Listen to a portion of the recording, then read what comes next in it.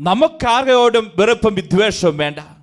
ആർക്കെങ്കിലും എന്നോട് വെറുപ്പും വിദ്വേഷമുണ്ടോ, ദൈവത്തിൻ്റെ കൃപയും അഭിഷേകവും നമ്മുടെ ജീവിതത്തിലേക്ക് ഒഴുകില്ല. നമ്മൾ കാണുക യാക്കോബിൻ്റെ ജീവിതം. യാക്കോബിന് വലിയ സമ്പത്തുണ്ട്, വലിയ നേട്ടമുണ്ട്, എല്ലാം ദൈവം സമൃദ്ധമായി നൽകി. പക്ഷേ അവൻ്റെ ഉള്ളിൽ ഒരു ആത്മീയമായ സന്തോഷമില്ല. അവൻ്റെ ഉള്ളിൽ ഒരു ആത്മീയമായ അഭിഷേകമില്ലാത്ത അവസ്ഥ.